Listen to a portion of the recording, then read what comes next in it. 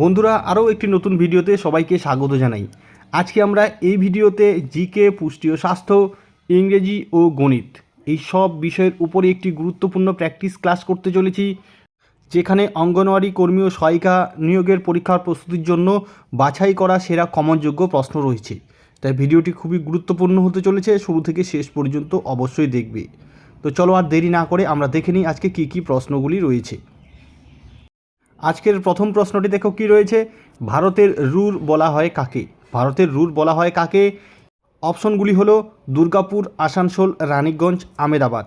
তাহলে কোন অপশনটি এখানে সঠিক হবে?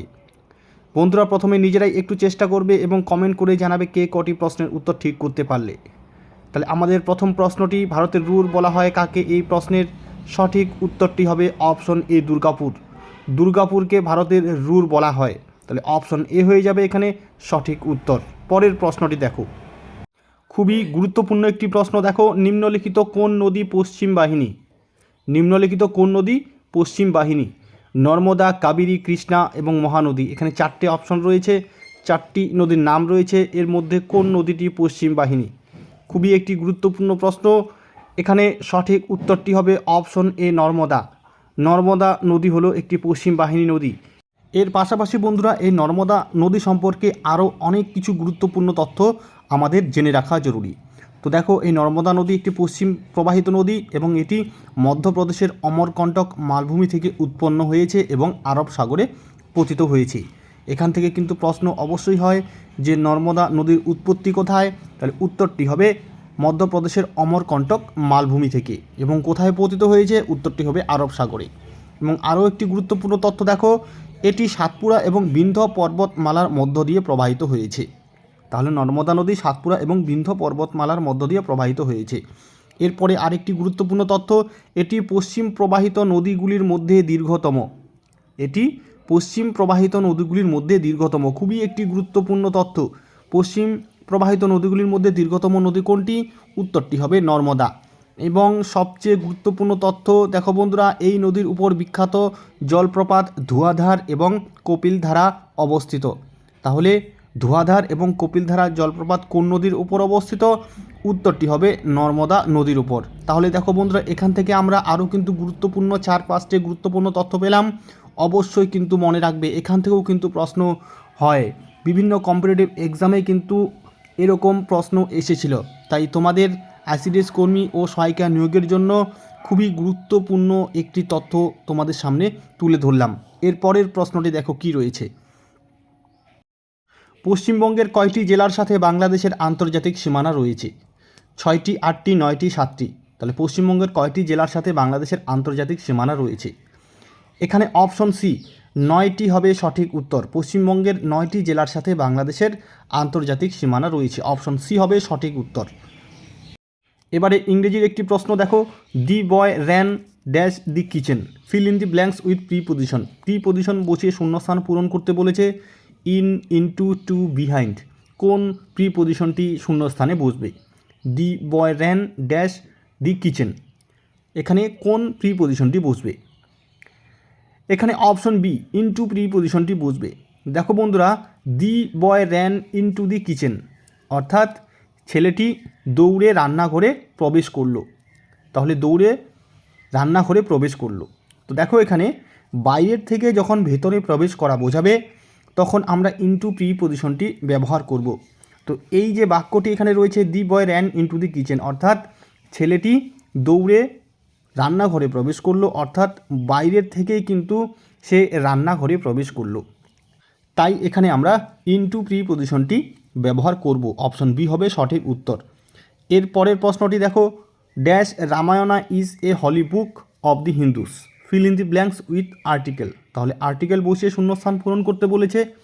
Ramayana is a holy book of the Hindus, এখানে কোন আর্টিকেলটি বসবে? দেখো বন্ধুরা, এখানে অপশন সি, দি আর্টিকেলটি বসবে। The Ramayana is a holy book of the Hindus, অর্থাৎ রামায়ণ হলো হিন্দুদের একটি পবিত্র গ্রন্থ। তো দেখো এখানে বন্ধুরা, এই যে রামায়ণা, এই রামায়ণা হলো হিন্দুদের একটি পবিত্র গ্রন্থ, অর্থাৎ উল্লেখযোগ্য একটি গ্রন্থ। এছাড়াও বন্ধুরা মহাভারত, বাইবেল, কোরআন এই সমস্ত বিভিন্ন ধর্মীয় যে উল্লেখযোগ্য গ্রন্থগুলি রয়েছে এগুলির আগে আমরা দি আর্টিকেলটি বসাবো। তাহলে আমাদের এখানে যে রামায়ণা, এই রামায়ণা হলো হিন্দুদের একটি পবিত্র ধর্মীয় গ্রন্থ, তাই এখানে দি আর্টিকেলটি বসাবো। তাহলে অপশন সি হবে আমাদের এখানে সঠিক উত্তর। এর পরের প্রশ্নটি দেখো, কোন রাজ্যটির সঙ্গে পশ্চিমবঙ্গের সীমানা সবচেয়ে দীর্ঘতম? কোন রাজ্যটির সঙ্গে পশ্চিমবঙ্গের সীমানা সবচেয়ে দীর্ঘতম? বিহার, ঝাড়খণ্ড, উড়িষ্যা, আসাম। কোন অপশনটি সঠিক হবে নিজেরাই একটু চেষ্টা করে নাও। এখানে বন্ধুরা অপশন বি ঝাড়খণ্ড হবে সঠিক উত্তর। ঝাড়খণ্ডের সাথে পশ্চিমবঙ্গের সীমানা সবচেয়ে দীর্ঘতম। পরের প্রশ্নটি দেখো, এবারে দেখো খুবই ভেরি ইম্পর্টেন্ট একটি প্রশ্ন, কোন গুপ্ত সম্রাট হুন আক্রমণ প্রতিরোধ করেন? কোন গুপ্ত সম্রাট হুন আক্রমণ প্রতিরোধ করেন? দ্বিতীয় চন্দ্রগুপ্ত, স্কন্দগুপ্ত, কুমারগুপ্ত, সমুদ্রগুপ্ত। কোন অপশনটি সঠিক হবে? এখানে বন্ধুরা অপশন বি স্কন্দগুপ্ত হবে সঠিক উত্তর। গুপ্ত সম্রাট স্কন্দগুপ্ত হুন আক্রমণ প্রতিরোধ করেন। এর পাশাপাশি এখানে একটি খুবই উল্লেখযোগ্য তথ্য মনে রাখবে বন্ধুরা, স্কন্দগুপ্তকে ভারতের রক্ষাকর্তা বলা হয়। এখান থেকে কিন্তু একটি প্রশ্ন হয় যে ভারতের রক্ষাকর্তা বলা হয় কাকে? উত্তরটি হবে স্কন্দগুপ্তকে। তাহলে দেখো বন্ধুরা, স্কন্দগুপ্তকে ভারতের রক্ষাকর্তা বলা হয় কারণ তিনি দুর্ধর্ষ হুন জাতির থেকে ভারতকে রক্ষা করেছিলেন। দুর্ধর্ষ হুন জাতির থেকে ভারতকে তিনি রক্ষা করেছিলেন এবং উত্তর পশ্চিম সীমান্ত থেকে হুনদের বিতাড়িত করেছিলেন। তাহলে বন্ধুরা আমাদের যে প্রশ্নটি রয়েছে, কোন গুপ্ত সম্রাট হুন আক্রমণ প্রতিরোধ করেন? উত্তরটি হবে অপশন বি স্কন্দগুপ্ত। স্কন্দগুপ্ত হুন আক্রমণ প্রতিরোধ করেন। এর পরের প্রশ্নটি দেখো, বৈদ্যুতিক বাল্বে কোন গ্যাস ভরা থাকে? Nitrogen, hydrogen, carbon die oxide, oxygen. কোন অপশনটি এখানে সঠিক হবে? এখানে বন্ধুরা অপশন এ নাইট্রোজেন হবে সঠিক উত্তর। বৈদ্যুতিক বাল্বে নাইট্রোজেন গ্যাস ভরা থাকে।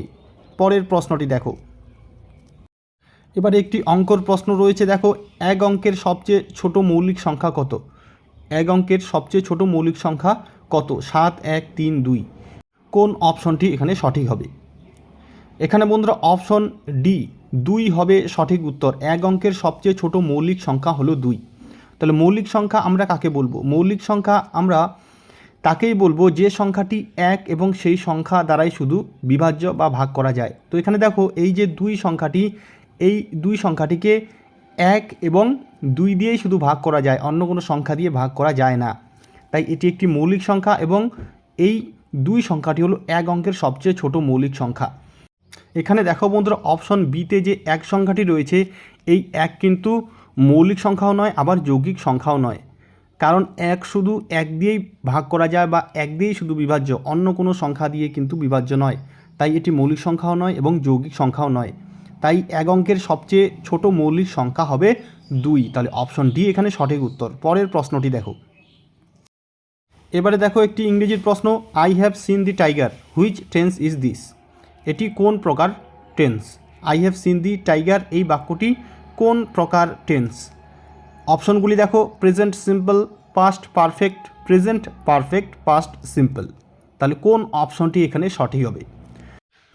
এখানে অপশন সি প্রেজেন্ট পারফেক্ট হবে সঠিক উত্তর। I have seen the tiger এটি হলো প্রেজেন্ট পারফেক্ট টেন্স। তো প্রেজেন্ট পারফেক্ট টেন্স কাকে বলে? বর্তমানকালে কোনো কাজ শেষ হয়ে গেছে এরকম বোঝালে ভার্বের প্রেজেন্ট পারফেক্ট টেন্স হয়। তো দেখো এখানে I have seen the tiger অর্থাৎ আমি বাঘটিকে দেখেছি। এখানে দেখো বাঘটিকে দেখা শেষ হয়ে গেছে, তাই এটি হবে প্রেজেন্ট পারফেক্ট টেন্স। এবারে আমরা প্রেজেন্ট পারফেক্ট টেন্সের গঠনটি দেখব। প্রেজেন্ট পারফেক্ট টেন্সের গঠন কি? প্রথমে সাবজেক্ট বসবে এবং সাবজেক্ট অনুযায়ী হ্যাজ এবং হ্যাভ ভার্ব বসবে এবং এরপরে ভার্বের থার্ড ফর্ম বসবে এবং সবশেষে বসবে অবজেক্ট। তো এখানে দেখো আমাদের প্রেজেন্ট পারফেক্ট টেন্সের যে গঠন সেই গঠন নিয়মটি মেনে চলেছে কি না। তাহলে এখানে দেখো বন্ধুরা বাক্যটি হলো I have seen the tiger, আমি বাঘটি দেখেছি। তাহলে কে দেখেছে? আমি দেখেছি। এই আমি হলো সাবজেক্ট, অর্থাৎ এখানে আই সাবজেক্ট প্রথমে বসেছে, এরপরে দেখো হ্যাভ ভার্ব বসেছে। তাহলে প্রথমে সাবজেক্ট তারপরে হ্যাভ ভার্ব এবং এরপরেই দেখো সিন অর্থাৎ সি স সিন ভার্বের থার্ড ফর্মটি এখানে বসেছে এবং এরপরেই কিন্তু অবজেক্ট দি টাইগার রয়েছে। তাহলে প্রেজেন্ট পারফেক্ট টেন্সের যে গঠন, প্রথমে সাবজেক্ট, এরপরে সাবজেক্ট অনুযায়ী হ্যাভ বা হ্যাজ ভার্ব, তারপরে ভার্বের থার্ড ফর্ম এবং সবশেষে অবজেক্ট। এই নিয়মটি কিন্তু মেনে চলেছে, তাই এখানে অপশন সি প্রেজেন্ট পারফেক্ট হবে সঠিক উত্তর। I have seen the tiger এই বাক্যটি হলো প্রেজেন্ট পারফেক্ট টেন্স। পরের প্রশ্নটি দেখো, আরেকটি ইংরেজির প্রশ্ন দেখো, mister Basu is dash honourable person, fill in the blanks with article. Article বসিয়ে শূন্যস্থান পূরণ করতে বলেছে। তাহলে এখানে চারটে অপশনের মধ্যে কোন অপশনটি সঠিক হবে? এখানে বন্ধুরা অপশন বি অ্যান আর্টিকেলটি বসবে। Mister Basu is an honourable person, অর্থাৎ মিস্টার বসু হলেন একজন সম্মানীয় ব্যক্তি। তো এখানে দেখো অ্যান আর্টিকেলটি আমরা কেন বসিয়েছি? এখানে দেখো অনারেবল অর্থাৎ এইচ কিন্তু এই শব্দটির শুরুতে রয়েছে এবং এই এইচ হলো বন্ধুরা কনসোনেন্ট। তাহলে যখন কনসোনেন্ট থাকে সেই শব্দের আগে আমরা কিন্তু এ আর্টিকেলটি বসাই, কিন্তু এখানে আমরা অ্যান বসিয়েছি কেন?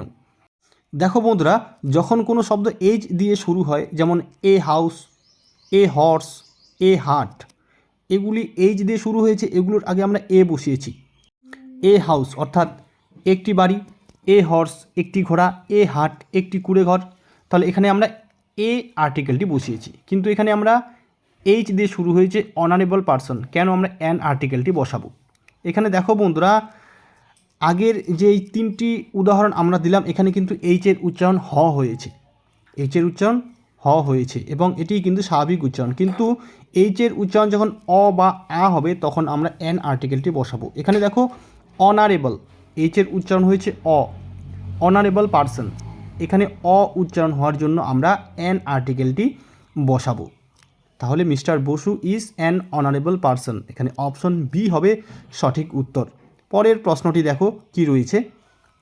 আরও একটি ইংরেজির প্রশ্ন দেখো বন্ধুরা, the child fell dash the roof, fill in the blanks with preposition. Preposition বসিয়ে শূন্যস্থান পূরণ করতে বলেছে। আবার the child fell dash the roof, এখানে ওভার, অন, বিহাইন্ড, ফ্রম চারটে প্রিপোজিশন রয়েছে, কোন প্রিপোজিশনটি শূন্যস্থানে বসবে? এখানে বন্ধুরা অপশন ডি ফ্রম প্রিপোজিশনটি বসবে। The child fell from the roof অর্থাৎ শিশুটি ছাদ থেকে পড়ে গিয়েছে, শিশুটি ছাদ থেকে পড়ে গিয়েছে। তো এই দেখো এখানে ফ্রম এই প্রিপোজিশনটি ব্যবহার করলাম কেন? দেখো বন্ধুরা, ফ্রম এই প্রিপোজিশনটির অর্থ হলো হতে বা থেকে। তো যখন বাংলা শব্দে হতে বা থেকে এই উচ্চারণটি থাকবে তখন আমরা কিন্তু ফ্রম প্রিপোজিশনটি ব্যবহার করব। এখানে দেখো শিশুটি ছাদ থেকে পড়ে গেল, তাহলে ছাদ থেকে পড়ে গেল, এখানে থেকে শব্দটি রয়েছে, তাহলে শিশুটি কোথা থেকে পড়লো? ছাদ থেকে পড়লো। এই থেকে শব্দটি থাকার কারণে আমরা এখানে ফ্রম প্রিপোজিশনটি ব্যবহার করলাম। এর পরের প্রশ্নটি দেখো, পাতায় প্রস্তুত খাদ্য উদ্ভিদ দেহে পরিবহন করে কোন কলা? ফ্লোয়েম, জাইলেম, টাকিয়া, মূল। তাহলে কোন অপশনটি এখানে সঠিক হবে? এখানে বন্ধুরা অপশন এ ফ্লোয়েম কলা হবে সঠিক উত্তর। পাতায় প্রস্তুত খাদ্য উদ্ভিদ দেহে পরিবহন করে ফ্লোয়েম কলা, তাহলে এখানে অপশন এ হবে সঠিক উত্তর। এবারে একটি খুবই গুরুত্বপূর্ণ প্রশ্ন দেখো, রামকৃষ্ণ মিশন কে প্রতিষ্ঠা করেন? রামকৃষ্ণ পরমহংসদেব, স্বামী বিবেকানন্দ, স্বামী দয়ানন্দ সরস্বতী, আত্মারাম পাণ্ডুরঙ্গ। কোন অপশনটি সঠিক হবে? রামকৃষ্ণ মিশন কে প্রতিষ্ঠা করেন? এখানে বন্ধুরা অপশন বি স্বামী বিবেকানন্দ হবে সঠিক উত্তর। স্বামী বিবেকানন্দ রামকৃষ্ণ মিশন প্রতিষ্ঠা করেন এবং এর পাশাপাশি মনে রাখবে স্বামী বিবেকানন্দ এই রামকৃষ্ণ মিশন প্রতিষ্ঠা করেছিলেন 1897 খ্রিস্টাব্দে। এভাবেও কিন্তু প্রশ্ন আসতে পারে, রামকৃষ্ণ মিশন কবে প্রতিষ্ঠিত হয়? উত্তরটি হবে 1897 খ্রিস্টাব্দে। পরের প্রশ্নটি দেখো কি রয়েছে। আইসিডিএস প্রকল্পে কোন বয়সের শিশুরা সুবিধা পেয়ে থাকে? আইসিডিএস প্রকল্পে কোন বয়সের শিশুরা সুবিধা পেয়ে থাকে? 0 থেকে 3 বছর, 1 থেকে 5 বছর, 0 থেকে 6 বছর, 0 থেকে 2 বছর। কোন অপশনটি সঠিক হবে? এখানে বন্ধুরা অপশন সি 0 থেকে 6 বছর হবে সঠিক উত্তর। 0 থেকে 6 বছরের শিশুরা আইসিডিএস প্রকল্পের মাধ্যমে সুবিধা পেয়ে থাকে, তাহলে অপশন সি হবে এখানে সঠিক উত্তর। পরের প্রশ্নটি দেখো, 2 অঙ্কের সবচেয়ে বড় পূর্ণবর্গ সংখ্যা কোনটি? 2 অঙ্কের সবচেয়ে বড় পূর্ণবর্গ সংখ্যা কোনটি? এখানে দেখো চারটি অপশন রয়েছে, 64, 36, 99, 81। কোন অপশনটি সঠিক হবে? এখানে দেখো বন্ধুরা অপশন ডি 81 হবে সঠিক উত্তর। 9 নং 81 অর্থাৎ 9-এর পূর্ণবর্গ সংখ্যা হলো 81, এটি কিন্তু সবচেয়ে বড় 2 অঙ্কের পূর্ণবর্গ সংখ্যা। অন্যান্য যে অপশনগুলি রয়েছে দেখো বন্ধুরা, 64 এটি হলো 8-এর পূর্ণবর্গ সংখ্যা, 36 হলো 6-এর পূর্ণবর্গ সংখ্যা এবং 99 কিন্তু পূর্ণবর্গ সংখ্যা নয়, এই 99 হলো 2 অঙ্কের বৃহত্তম সংখ্যা। এটি পূর্ণবর্গ সংখ্যা নয়। 2 অঙ্কের সবচেয়ে বড় পূর্ণবর্গ সংখ্যা হবে 9 নং 81। এই 81 হবে আমাদের 2 অঙ্কের সবচেয়ে বড় পূর্ণবর্গ সংখ্যা। এরপরে বন্ধুরা 10, 10-এ 100, এই 100 পূর্ণবর্গ সংখ্যাটি হলো 3 অঙ্কের পূর্ণবর্গ সংখ্যা। তাহলে আমাদের অপশন ডি হবে সঠিক উত্তর। আরও একটি ইংরেজির প্রশ্ন দেখো, he is dash MBBS, feel in the blanks with article. Article বসিয়ে শূন্যস্থান পূরণ করতে বলেছে। এ অ্যান্ড দি নান 4টে অপশন রয়েছে, কোন অপশনটি শূন্যস্থানে বসবে? এখানে বন্ধুরা অপশন বি অ্যান আর্টিকেলটি বসবে। He is an MBBS. এখানে অ্যান আর্টিকেলটি কেন বসলো দেখো বন্ধুরা, এখানে দেখো এমবিবিএস, এই যে এম রয়েছে, এই এম এর উচ্চারণ কিন্তু এ হয়েছে, এম এ দিয়ে শুরু হয়েছে, অর্থাৎ স্বরবর্ণের উচ্চারণ হয়েছে, তাই এখানে আমরা অ্যান আর্টিকেলটি বসাবো। এরকম আরও কিছু উদাহরণ দেখো বন্ধুরা, an MA, an SDO, an FRCS, an ST, an SC, এরকম আরও উদাহরণ রয়েছে। এগুলো কিন্তু এ দিয়ে শুরু হয়েছে উচ্চারণ, তাই এখানে অ্যান আর্টিকেলটি বসবে। পরের প্রশ্নটি দেখো, হি went to Mumbai dash his friend, feel in the blanks with preposition. Preposition বসিয়ে শূন্যস্থান পূরণ করতে বলেছে। 4টে অপশন রয়েছে, বাই, উইথ, আফটার, বিফোর। কোন প্রিপোজিশনটি শূন্যস্থানে বসবে? এখানে বন্ধুরা অপশন বি উইথ প্রিপোজিশনটি বসবে। হি went to Mumbai with his friend, তাহলে সে মুম্বাইয়ে গিয়েছে তার বন্ধুদের সাথে। এখানে আমরা উইথ প্রিপোজিশনটি বসাবো। কারোর সঙ্গে যাওয়া, কারোর সাথে যাওয়া বা কারোর সঙ্গে বা সাথে থাকা, এরকম যখন বাংলা অর্থ বোঝাবে তখন আমরা উইথ প্রিপোজিশনটি বসাবো। তো এখানে দেখো সে তার বন্ধুদের সাথে মুম্বাইয়ে গিয়েছে, এখানে দেখো বন্ধুদের সাথে গিয়েছে বা বন্ধুদের সঙ্গে গিয়েছে, তাহলে সাথে বা সঙ্গে এরকম যদি শব্দ থাকে বাংলা বাক্যে তাহলে আমরা উইথ প্রিপোজিশনটি বসাবো। তাই এখানে he went to Mumbai with his friend with প্রিপোজিশনটি বসালাম। এবারে কি বলেছে দেখো, which gender is the noun table. এই যে টেবল নাউনটি রয়েছে এটি কোন প্রকার জেন্ডার বা কোন প্রকার লিঙ্গ? ম্যাসকুলিন অর্থাৎ পুংলিঙ্গ, ফেমিনিন স্ত্রীলিঙ্গ, কমন উভয়লিঙ্গ, নিউটার ক্লিবলিঙ্গ। তাহলে এখানে কোন অপশনটি সঠিক হবে? এখানে বন্ধুরা অপশন ডি নিউটার হবে সঠিক উত্তর, অর্থাৎ ক্লিবলিঙ্গ। এই যে টেবল শব্দটি রয়েছে, টেবিল শব্দটি রয়েছে, এটি হলো ক্লিবলিঙ্গ। ক্লিবলিঙ্গ আমরা কাকে বলি বন্ধুরা? যে নাউন দ্বারা পুরুষ জাতি বা স্ত্রী জাতি কোনোটিই বোঝায় না, জড় পদার্থকে বোঝায়, তাকে আমরা কিন্তু ক্লিবলিঙ্গ বলি। তো এখানে দেখো এই যে টেবিল নাউনটি রয়েছে এটি কিন্তু জড় পদার্থকে বোঝায়, তাই এটি হবে নিউটার বা ক্লিবলিঙ্গ। তাহলে অপশন ডি হবে সঠিক উত্তর। পরের প্রশ্নটি দেখো, এবারের প্রশ্নটি দেখো বন্ধুরা, আন্তর্জাতিক যোগ দিবস কবে পালিত হয়? 21শে জুন, 23শে জুন, 21শে জুলাই, 22শে জুলাই। কোন দিনটিতে আন্তর্জাতিক যোগ দিবস পালিত হয়? এই প্রশ্নটি তোমাদের জন্য রাখলাম, অবশ্যই কিন্তু কমেন্ট করে জানাবে কোন অপশনটি সঠিক হবে। আন্তর্জাতিক যোগ দিবস কবে পালিত হয়? তাহলে বন্ধুরা আজকে আমরা বাছাই করা কমনযোগ্য কিছু প্রশ্ন এবং উত্তর নিয়ে আলোচনা করলাম, যেগুলি তোমাদের আইসিডিএস কর্মী ও সহায়িকা নিয়োগের জন্য খুবই গুরুত্বপূর্ণ হতে চলেছে। আশা করি ভিডিওটি তোমাদের উপকারে আসবে। ভিডিওটি ভালো লাগলে অবশ্যই লাইক, কমেন্ট ও শেয়ার করবে, এবং যারা যারা এখনও আমাদের চ্যানেলটি সাবস্ক্রাইব করোনি অবশ্যই সাবস্ক্রাইব করে রাখবে। আজকে এ পর্যন্তই, ধন্যবাদ।